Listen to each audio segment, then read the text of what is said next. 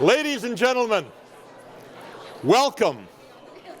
Welcome to the Mayor's annual State of the City address here on what has turned out to be a beautiful Medicine Hat day. 4 degrees so far, I'm told, in Medicine Hat, and it's just the end of January. How wonderful. How many of you are going to play golf this afternoon? We definitely do have the business community present. There's no question. Well, we're so pleased that so many of you could join us for this event, which has become an annual tradition for the Kiwanis Club of Medicine Hat. We started in 1987, and we started to co-host it with the Chamber in 1998. So it's been going on for a long time. I'm your host, Barry Finkelman. And just before we begin, I want to recognize our host emeritus, Ken Sauer, who stepped down after being your MC for some 37 years. Thank you, Ken. If you're wondering how I was chosen to be your MC this year, and stepping into Ken's shoes, I can assure you it has nothing to do with the fact that I won the 50-50 draw last year. So please, don't stop buying the 50-50 tickets. The proceeds go towards so many good things that the Kiwanis Club of Medicine Hat does in this community for our kids. The Kiwanis Club of Medicine Hat is now in its 101st year of service to the community.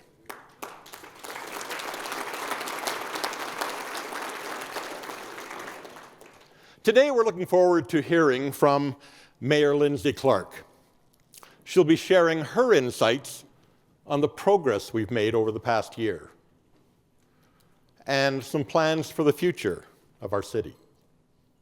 Now, this event is always a fantastic opportunity for us to come together, to reflect on our achievements, and to look forward to the opportunities ahead of us. But first, let's start with a moment of unity and pride. Please stand and join me in welcoming Randy Feary to lead us in the singing of our national anthem. Randy?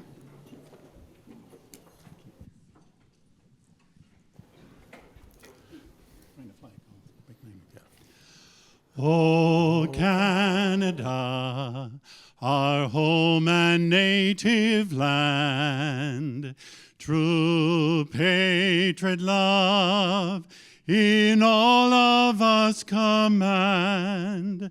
With glowing hearts we see thee rise, the true north strong and free. From far and wide, O Canada, we stand on guard for thee. God keep our land glorious and free.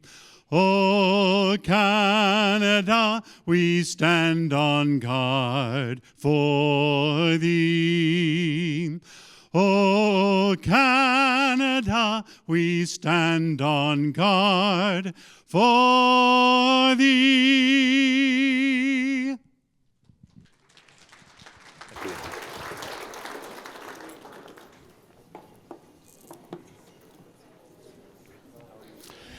Well, it's wonderful to have about 230 of our esteemed business and community members here.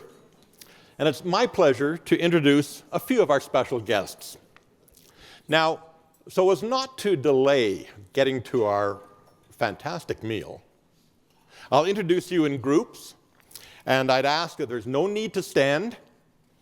I would also ask that you simply wave, and I'm going to introduce you in groups. So would you please hold all of your applause, as I know you want to applaud everybody, to the very end. We're clear on that, right? Okay. So representing the Cypress Medicine Hat constituency, our MLA, Justin Wright. Our guest of honor from the city of Medicine Hat, Mayor Linnsie Clark. Well, there you are. Our Medicine Hat city councilors, Cassie Hyder, Shyla Sharps, Allison Van Dyke, Darren Hirsch, Andy McGrogan, and Robert Dumanowski. You didn't put your hands up. Oh, okay, yeah. They don't always pay attention and follow rules, you know. Yeah.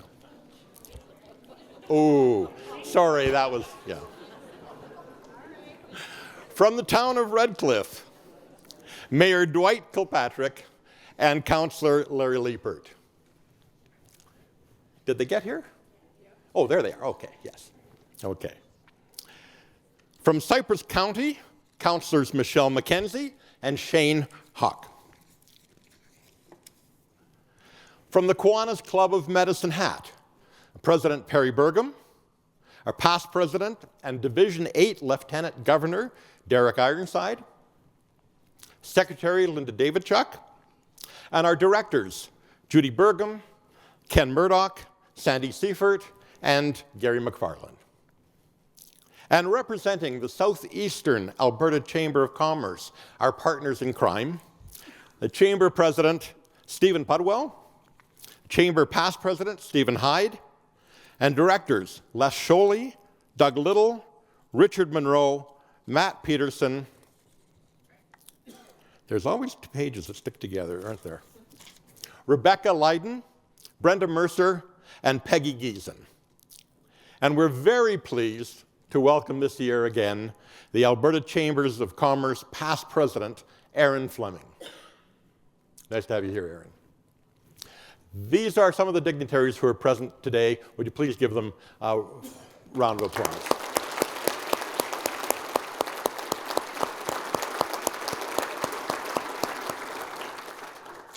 You know, I just realized that we didn't write down the school board. And we've got the public school division here, so please.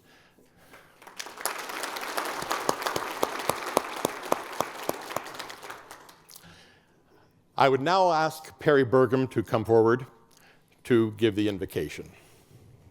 Perry?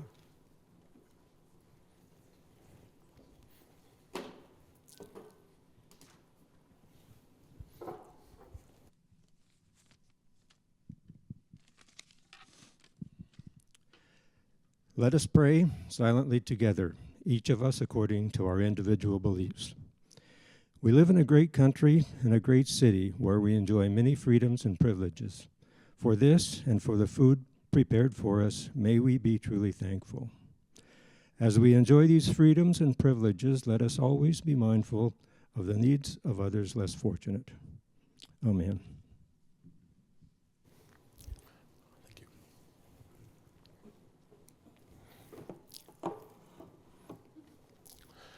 Well, ladies and gentlemen, we're not wasting any time this year. We're going to move right on to our delicious buffet meal.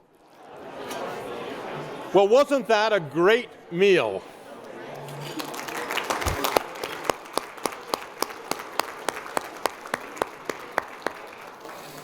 You know, I almost forgot that I was in charge of this thing and I had to come get back up here. I was having such a good time. But I see I have dessert waiting for me for when I finish, if I'm really good.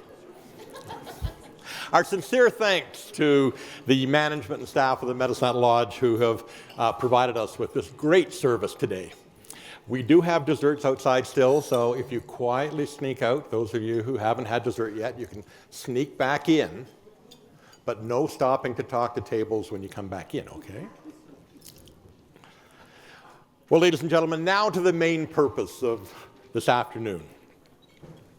As I mentioned, the Kiwanis Club of Medicine Hat has been holding this event annually since 1987, and with a brief pause for the COVID pandemic. In the beginning, we would squeeze 30 people into a room in the downstairs of the Legion to hear Mayor Ted Grimm give us his view of where the city was going. With the Chamber joining us in 1998, we were able to open the luncheon to many more people, and we have this wonderful crowd here today. Most years we've been able to fill the 3 ballrooms, and now we have 4 ballrooms. It's wonderful to see everybody here. Well, this event has become known as the Mayor's State of the City address. Each mayor has put his own or her own touch on the proceedings.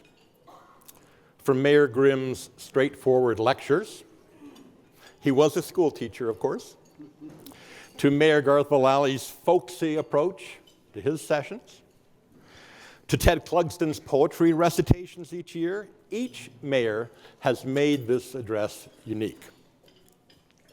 Well, this year, Mayor Clark has asked for a different approach. She's made no secret of the fact that she's not a fan of long-winded speeches, so she's chosen to fashion her presentation as a conversation. We hope that you find it enlightening and enjoyable. And if you'll just give me a moment while we move this podium out of the way so that you guys can have a full view of what's going on, I'll ask Mayor Clark to come forward and we'll begin.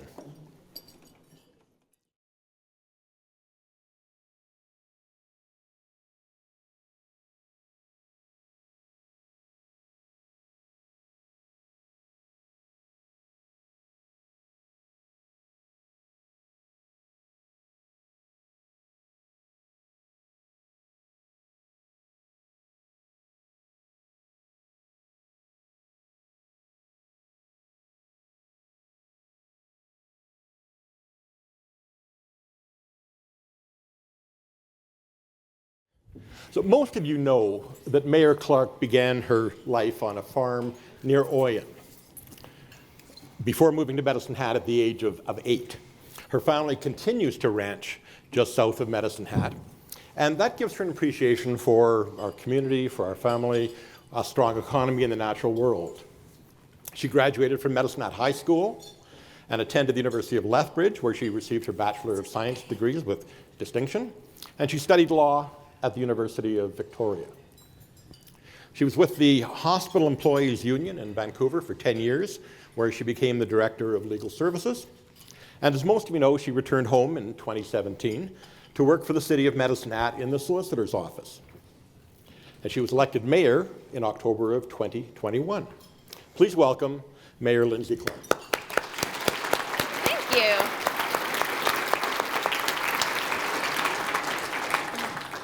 Thank you very much. Okay, we're going to get right to the hard question, of course. Mayor Clark, let's start by addressing the elephant in the room. As everyone here will agree, it's been a very unusual year for you and council.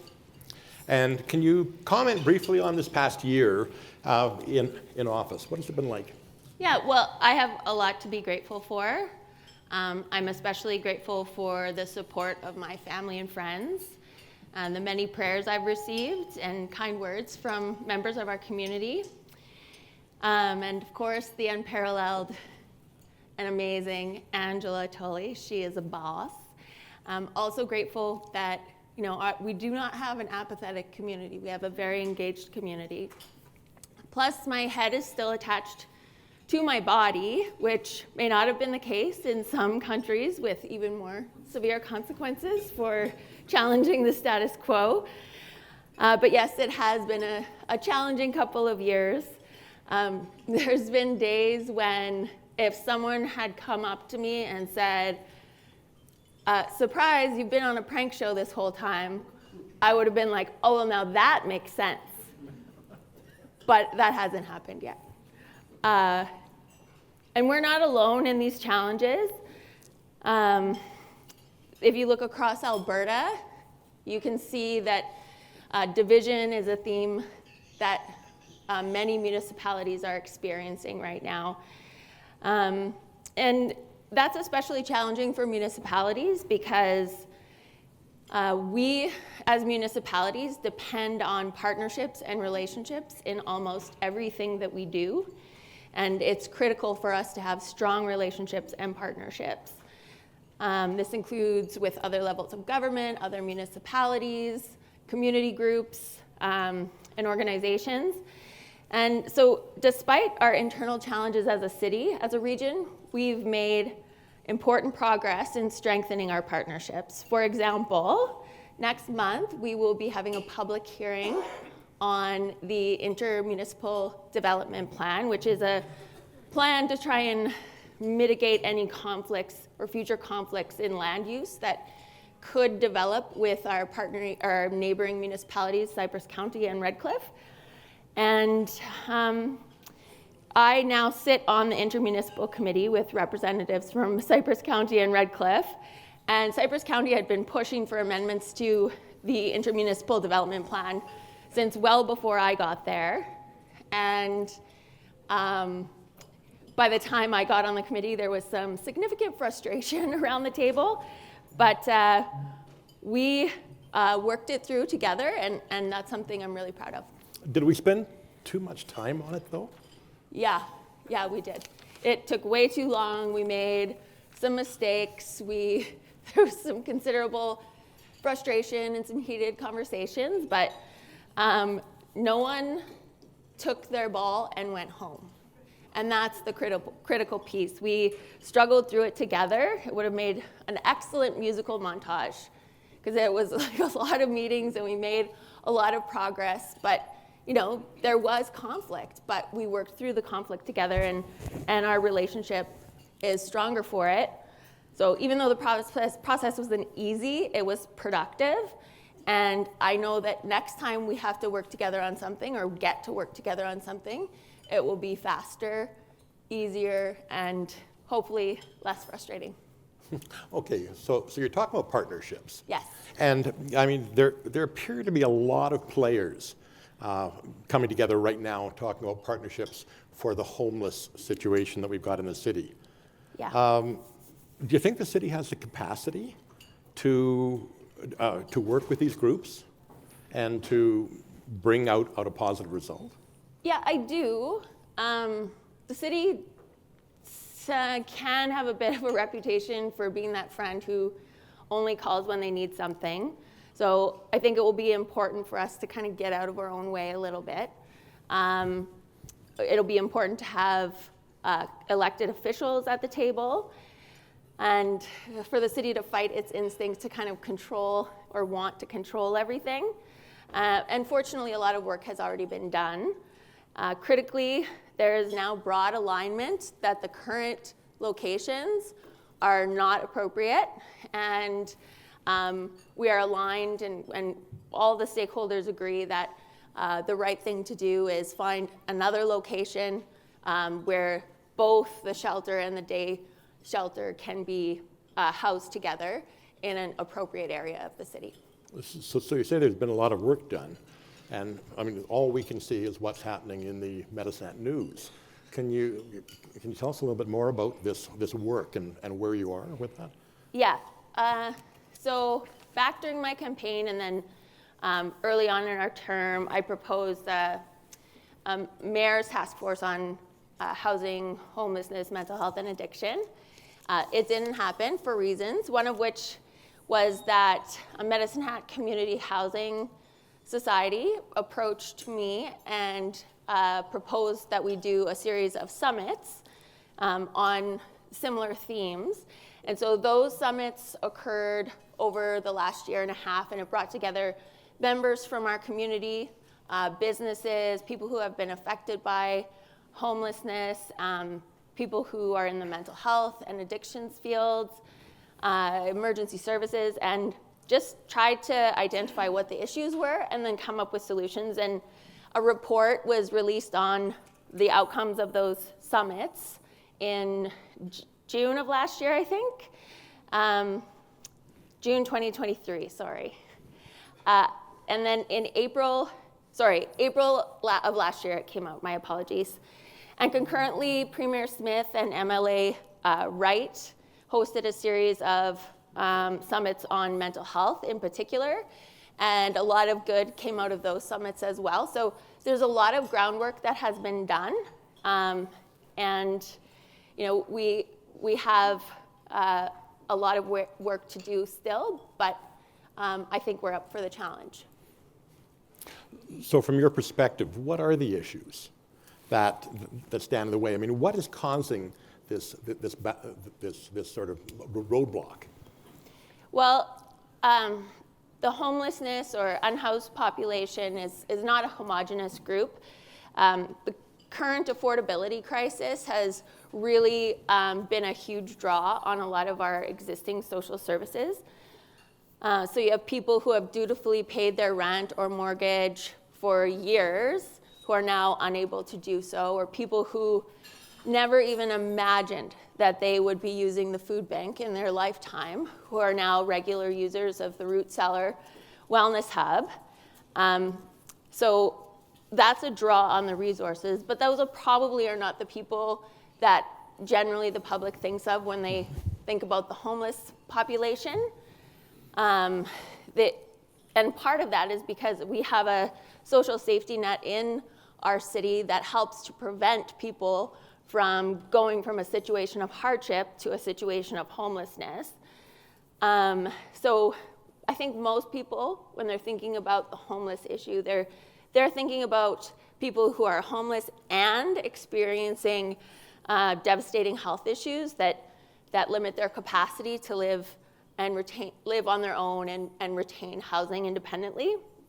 So these include mental health issues like PTSD, schizophrenia, bipolar disorder, head injuries, and one of the major causes of head injury is domestic violence in our community and across the board, and substance use disorder and even physical disabilities.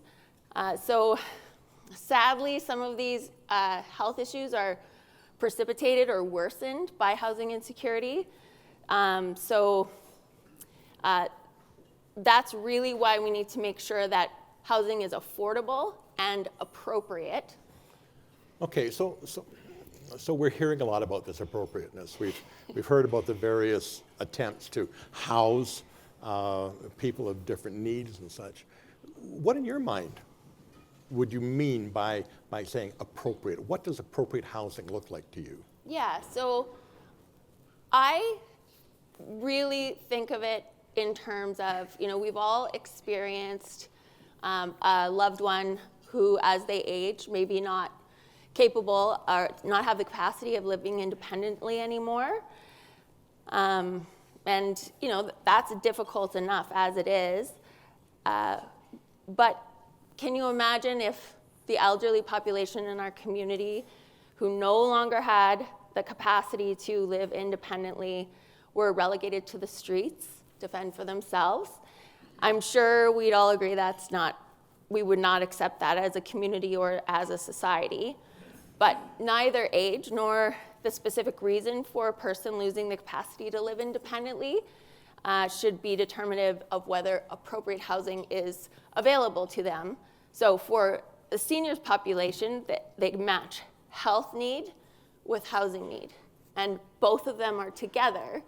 So that's the type of appropriate housing I'm talking about. So if there are health issues that prevent them, and one of the symptoms of those health issues is that they can't get and maintain housing, we need to address the health issue as well. So whose responsibility is this? I mean, practically and ultimately, you've got those two issues. How do we get it moving? Who's ultimately responsible, and what's the long-term range? What's the long-term plan? Yeah, so it's become a bit of a cliche that, the finger pointing, it's not the city's fault, it's the province's fault, and it is true that the province is responsible for healthcare and housing.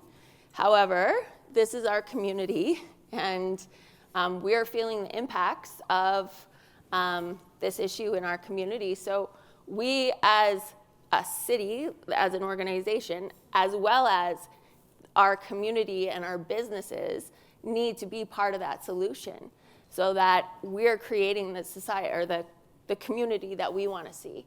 And of course, that does involve working with our provincial government, and we probably wouldn't take the lead on it, but we need to do everything we can to support that effort. So we've been seeing that there's a lot of downloading going on from various levels of governments, back and forth. It's been an ongoing issue across the entire country. So question is, how do you intend to deal with that downloading? Yeah, so by downloading, typically that means at some point the federal government or provincial government was providing a service, and now they either are not funding that program anymore, or they've fully exited from that service delivery. And sometimes it's also can be directly legislated as the city's responsibility, like infrastructure. Cities have municipalities have the vast majority of infrastructure across the province and are responsible for maintaining it. And at the same time, we're seeing a reduction in provincial funding for municipalities. So there's increased services that we need to deliver with decreased funding. So over the next year, we're going to have to make some tough decisions about what we need and what we want. And for things that we want, what are we willing to spend on them? And part of that is understanding what the tax implications will be for certain things. I know there's a South Side Recreation Center that's been talked about, and I think we need to really be diligent in identifying what we need out of that facility and what we're willing to accept. Would we rather have a bunch of debt and a really fancy facility, or would we like to do it in phases so that we're spending within our budget? Those are questions that this council and potentially the next council are going to have to wrestle with. Okay, those questions all relate to what is often called economic development. We saw this morning that another store is leaving us. The announcement of PV Mart. We're in a bit of a shift. Some people say it's a down spiral, but others say that, it's just a shift in the way the economy is going. What are the next steps? I mean, we can't build these places without having the economy strong, can we? Absolutely. A robust economy feeds the tax base and, provides good jobs for people so that they can spend money within our community and enriches our community in general. We, just at our last council meeting, received a presentation on the regional economic development strategy that has been in the works for the last couple of years. So the city worked with Cypress County, County of 40 Mile, Town of Redcliffe, Town of Bow Island, and Foremost to complete a regional economic development plan with funding from the provincial government. And I'm really grateful that all of those municipalities agreed to work with us because we need to be thinking regionally. And one of the learnings that came out of our intermunicipal development plan was that even though as councillors, as elected officials around the table, we agreed that we want to think regionally, it became apparent that that message wasn't necessarily being driven down into the organization sufficiently. So we need to do some more work to get that regional thinking and buying into regional thinking to be a goal right down, up and down our organizations collectively. So very happy that the other municipalities decided to work with us. And we will continue to, it's a very high level plan. And we still need an infrastructure or a framework for cooperating with each other to make sure that we don't flip-flop. Economic development has a tendency to vacillate widely. Every new person thinks that they have the best answer, so get rid of the last thing, and now we'll do this. But you got to stick to the fundamentals. Economic development is business retention and expansion, having a good workforce development strategy, and investment attraction. And most jobs are created through business retention and expansion. So these are the fundamentals. They're not flashy, they're not fancy, but they are the necessary work that has to happen for our economy to grow, and they have to be consistent. So I don't know how many of you had Sharon Stuber, Miss Stuber, for their high school gym, or she coached you, but she was a volleyball coach in grade 9, and she would make us practice without the ball, like so much. So like get down into the pass position, like just without the ball. And as, a teenager, it was, come on, this is ridiculous. Why are we doing this over and over and over again?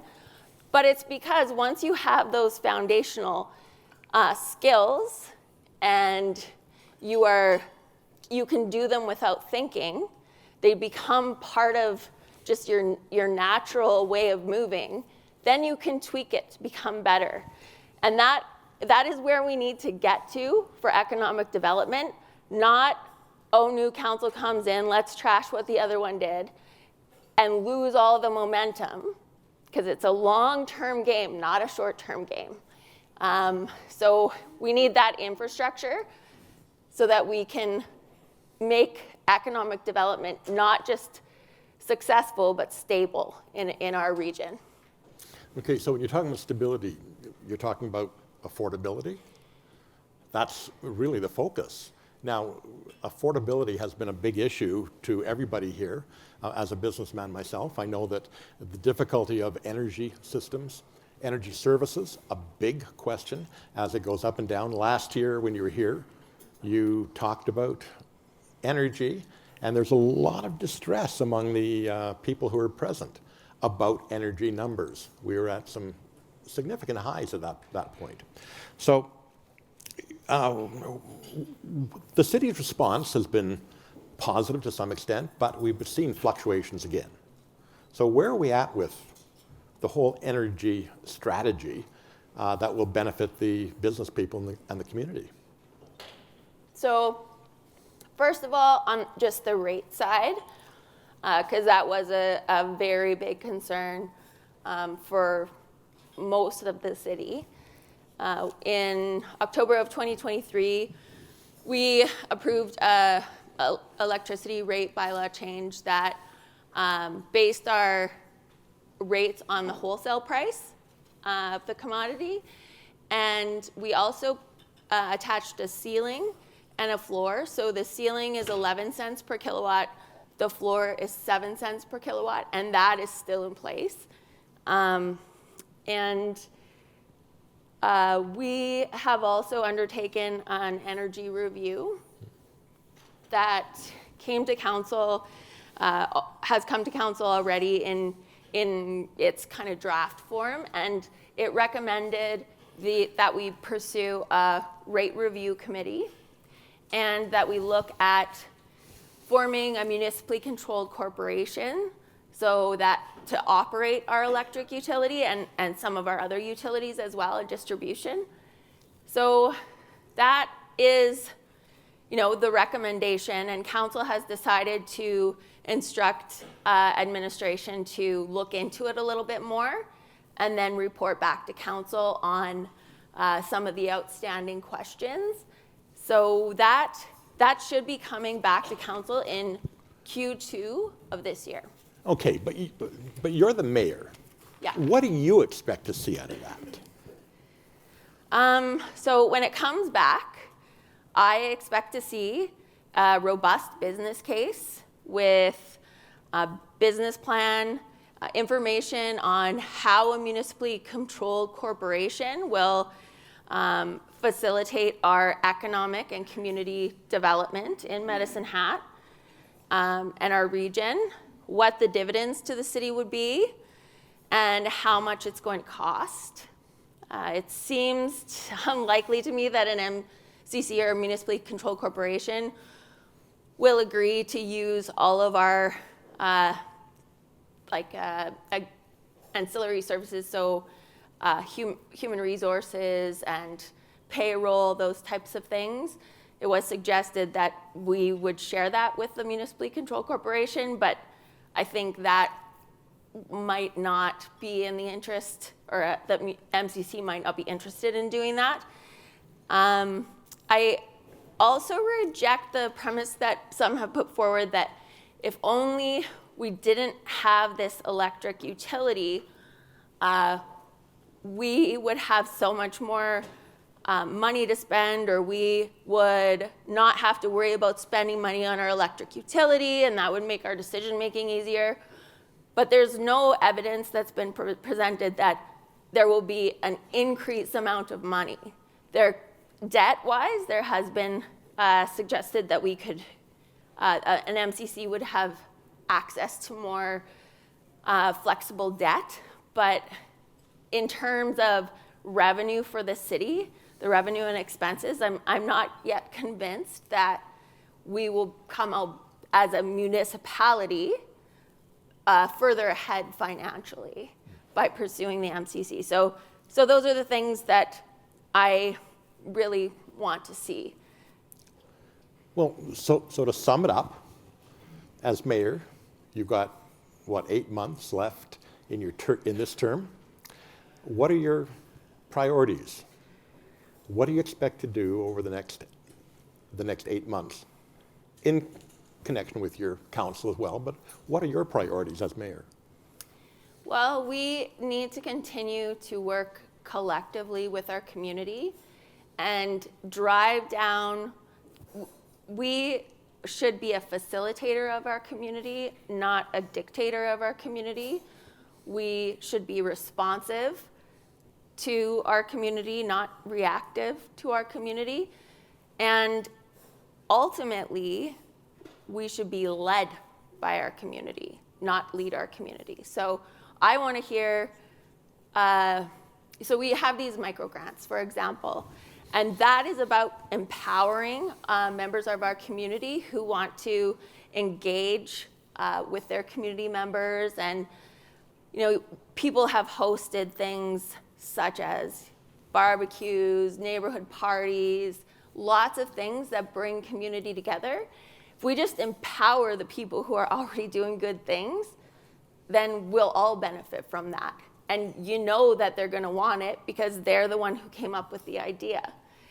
Similar with neighborhood associations. So really looking to business and our residents to define where we want to go, where they want to go, and then empower them to get there rather than trying to dictate what everyone should be doing. Well, thank you. That is the extent of our time for this presentation. We want to thank you very much for being here. Ladies and gentlemen, Mayor Linnsie Clark.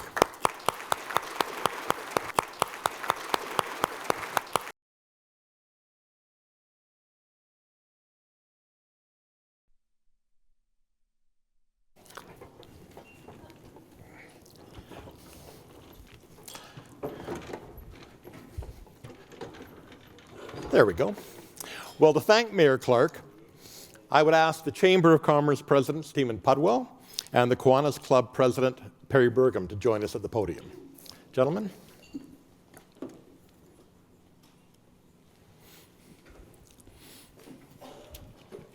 Stephen.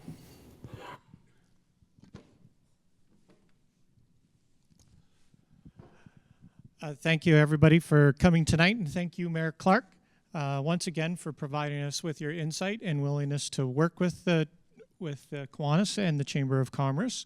As a token of our appreciation, I'd like to present you with a donation made in your name to the local charity of your choice. Mayor Clark has chosen tonight the Medicine Hat Women's Shelter, and I believe I did see Natasha here, so please come on up.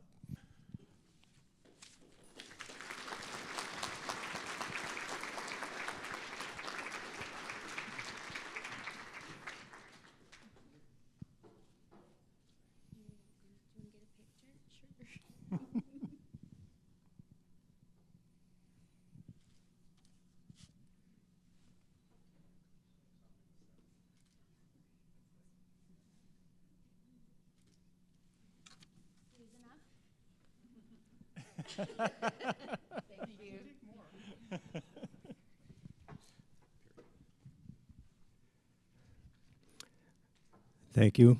And thank you, Mayor Clark. Thank you to everyone coming. I have a little bit of an advertisement, first of all. As Kiwanis Club of Medicine Hat heads into its 101st year serving the community, we plan on keeping many of our same programs together. And I just want to announce that the next program we have coming up in about 4 weeks is Kiwanis Family Day at Police Point Park.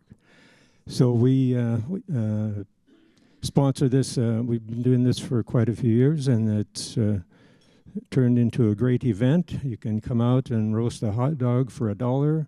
There's hot chocolate and cookies are free, and there's wildlife kits. These are either bird houses or bird feeders that can be purchased, and they're going to be at a special cost for that family day, and they can be built on site, and there will be volunteers to help with that. So if you're not taking your kids or your grandkids to Disney World, come out and have a have a fun day at Police Point Park. It's on Family Day, and it runs from 11 in the morning till 4 in the afternoon. Mayor Clark has designated that the Kiwanis donation will go to, it's a big long name, the food bank, but is the Root Cellar Food and Wellness Hub. Is there someone here that will accept?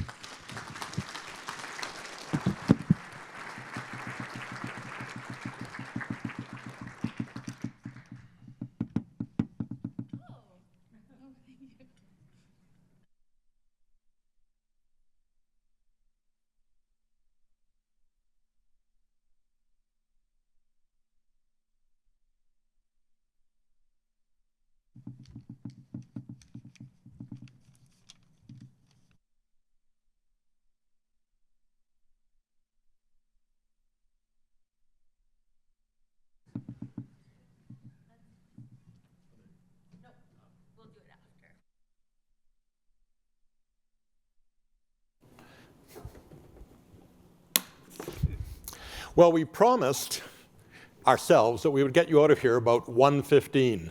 So we're pretty close to that time, but we've got 2 more things to deal with before you leave. It definitely has been a great luncheon, and we hope you enjoyed the format and the approach we took this year. But first, the 50-50 draw. So do we have the 50-50 ticket? Linda? Oh, here it is. Okay. Oh, those, okay. And how much is the? $227.50, and thank you for all who supported it. $227 and 50 cents. 50 cents. We had 50-cent tickets. Okay. Mayor Clark. If my mom wins, I didn't cheat. Okay. Oh, okay. The number is. Oh, we do this in Kiwanis every time. 3, 9, 0, 5. Everybody with us? Okay. 0, 6, 6.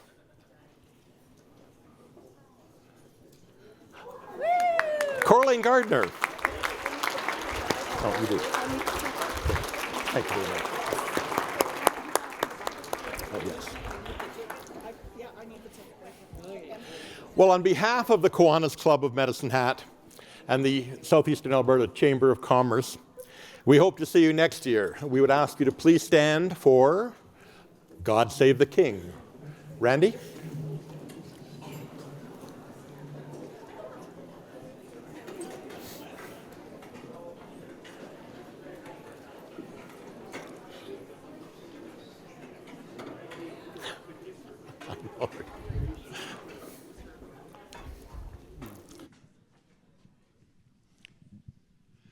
God save our gracious King, long live our noble King.